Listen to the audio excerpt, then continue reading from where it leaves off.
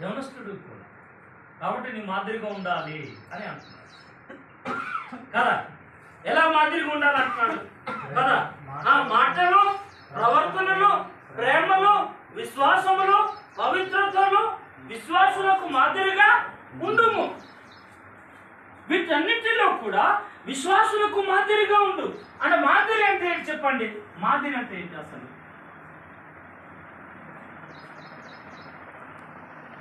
మాదిరి అంటే ఏంటి?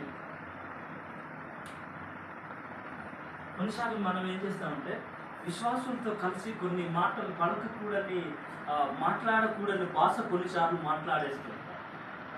వాళ్ళు కూడా గ్రహిస్తారు.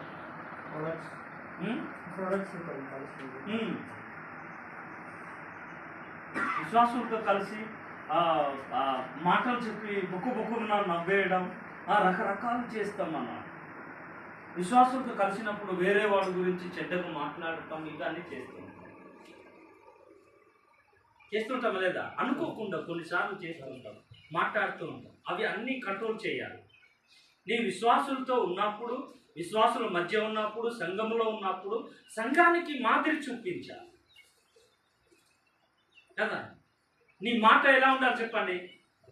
ఎలా ఉండాలి అంటే విశ్వాసుల దగ్గర మంచిగా మాట్లాడి బయట వెళ్ళి బూతులు మాట్లాడమని చెప్పట్లేదు నేను. అందుకు దావీదు ఏమంటాడు? ఇంట బయట అని అంటాడు. బయట వెళ్ళినప్పుడు కూడా చెప్పండి, నేను ఇంట్లో ఉన్నప్పుడు కూడా నీ సాక్షిగానే ఉండాలి. ఎవరికి తెలియని ప్రదేశానికి వెళ్ళినా అలాగే ఉండాలి. ఊసరా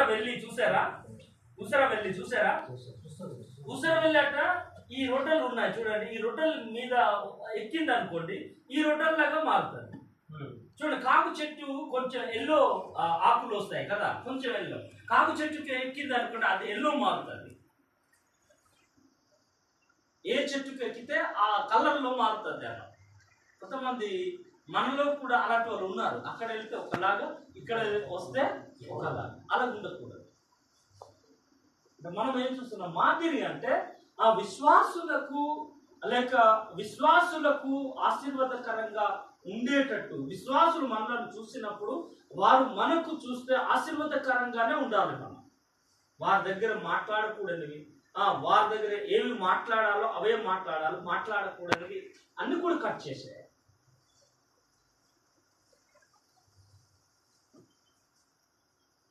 చూడండి, వెళ్ళిపోయాడు అనడానికి కొంతమంది సేవకులు ఏం మాట్లాడతారు తెలుసా? ఏం మాట్లాడతారు? సేవకులు కూడా మాట్లాడతారు. ఏం మాట్లాడు? వెళ్ళిపోయాడు అనడానికి. ఇక్కడ భాష మాట్లాడండి ఒకసారి. వెళ్ళిపోయాడు అనడానికి ఏమంటారు? చింతపల్లి భాష. ఇక్కడ